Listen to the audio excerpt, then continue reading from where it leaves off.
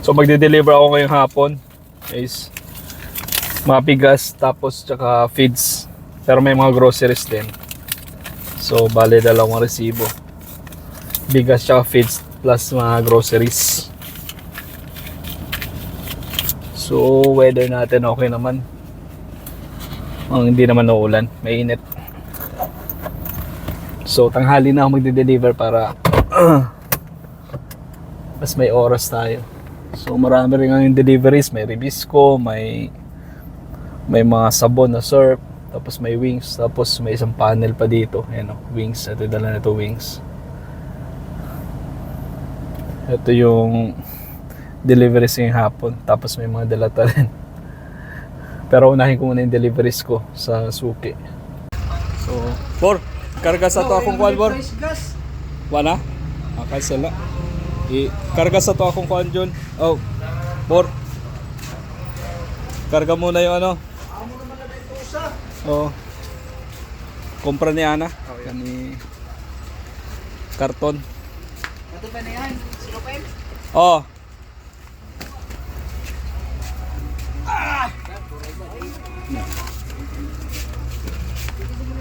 Tapos itong kuwan, groceries. Asa daw palibutang ya? Sakyan na, nada. Oo. Ito, kakarga din. Ha? Dito kang kuwan. Del. Dito kang Ana. Tapos Day. Sisa Day. Bunay. Oh, Bunay. Ini ya? Oh. Toasting. 1.5 dito lang. Sorted.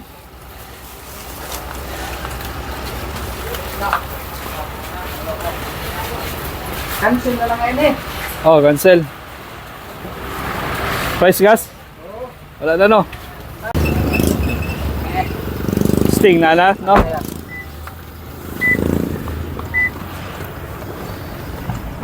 So, karga na natin yung mga groceries, bigas na lang at saka yung mga feeds yung ikakarga ko na next. Oh, init. So, let's go. So, nakaharang pa rin to. Ito yung madadalhin namin sa bodega. Ito yung mga deliveries ka rin ng maga. Pinapahakot ko yan. Papunta ng bodega kasi hindi na magkasya dito sa may bigasan. Pagka may bagong deliveries kasi, dito namin nilalagay sa may bigasan.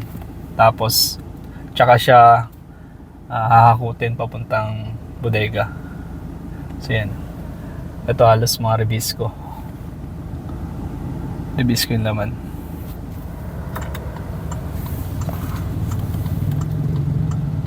Dito kakakarga ko yung bigas.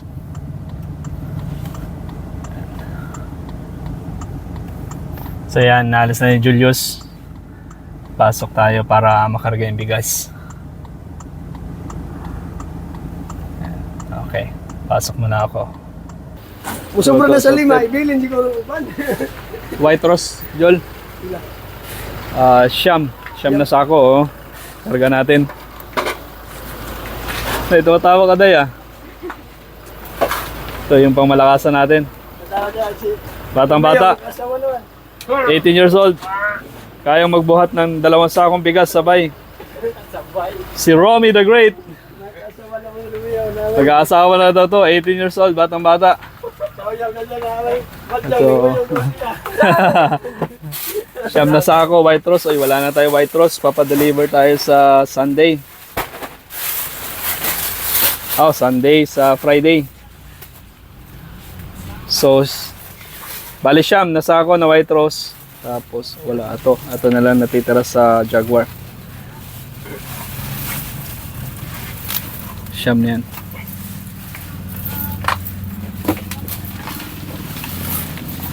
So yan, papakarga natin sa loob. Ready muna natin doon.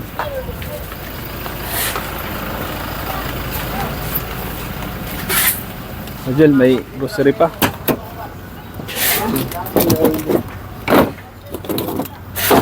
Solid na. Sa loob na lang itong mga groceries.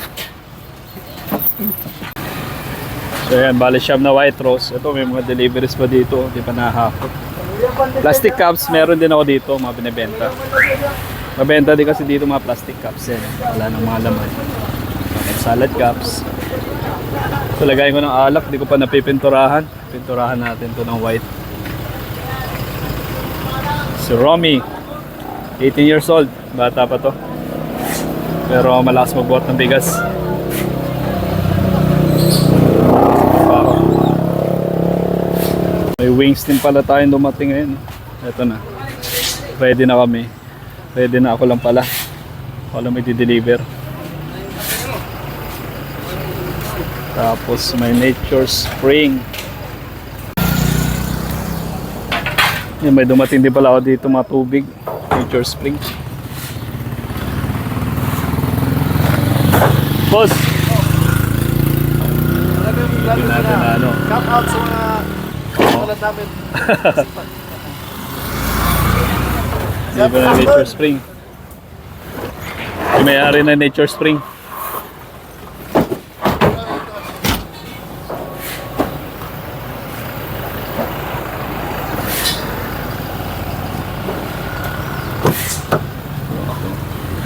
On our way na mag-deliver. Deliver muna tayo. So kulang pa ako ng feeds. Feeds na lang. Tapos mabiyahe na ako, alis na.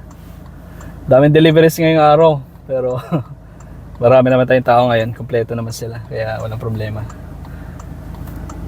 Madali lang mahakot. Madaling magtrabaho. Mas magaan pagka kompleto yung mga tao. Pero pagka kulang, ang hirap pagka ganito. Lalo na pag nagkasabay-sabay yung mga deliveries. Ang hirap. Kasi may customers, may deliveries, may akutin, mga ganon. Yun yung mahirap sa groceries at sa bigasan pagka nagkasabay-sabay yung mga ano, dating. Ako bababa, dito na lang ako. Rayo sa ka-grower. Tapos 4 plus.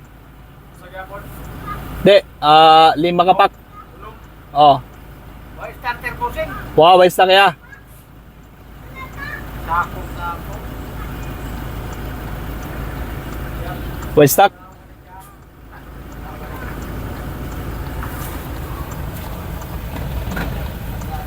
So dito, busy din sila. Busy yung tindero dito sa Alray. Bale, nilipat ko muna yung isa dahil nung nagkamali ng buhat, nabalian sa bewang. Nagka-problema siya sa balakang niya dahil nagkamali ng buhat. So nilipat ko muna yung isa sa groceries. Si Bijal yung dati nagbabantay dito. Bale, nandun na siya sa groceries muna. Kasi di talaga may iwasan minsan pagka ganito mga 50 sacks or more than 50 sacks yung binubuhat nila.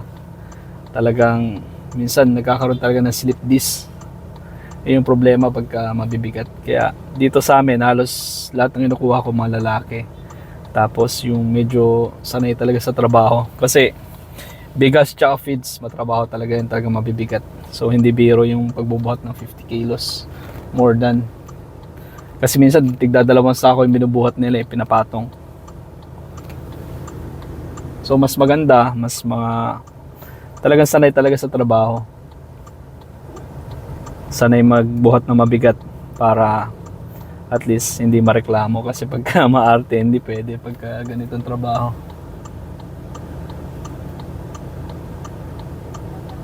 Butan lang.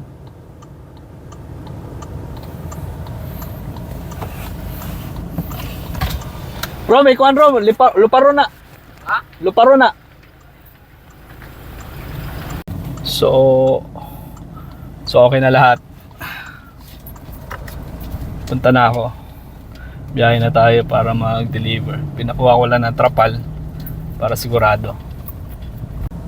So sakto mag-alas 2. Dumating ako dito. Dito na sila, nag-aantay. Dito na sila. So yan. Bababa na ako para ma-discarga na tong mga bigas. Sakto. Pero parang wala pa yung maghahakot sa kanya. Wala pa yung mga habal-habal na maghahakot ng bigas. Didiskarga ko muna itong mga itlog. Ano na natin para hindi na makalimutan. So wala pa pala yung mga habal-habal driver.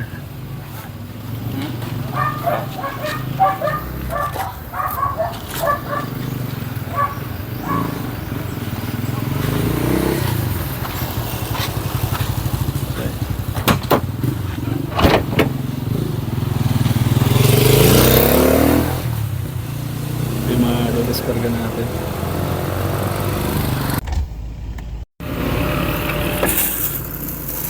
Naro ba cancel? Yeah. Oo, mga kuan ba? O may gesta wa pa sa BGT. May gesta. Og 7 kinds. So ang total, kuan ra. 33 siguro nilagay pa dano. Ito lang. Ako lang ibalik ang kuan. Sobra. Magkarga sa mga. Ah.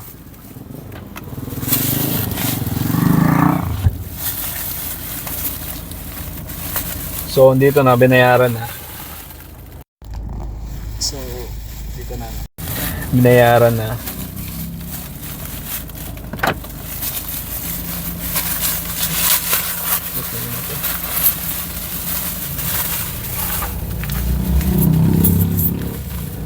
$33,300. So, ang total nila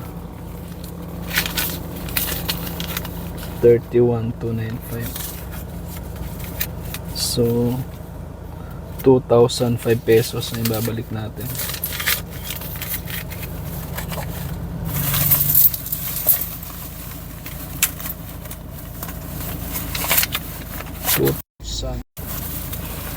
$5 ito yung sobra. Tapos ang total nila 31,295.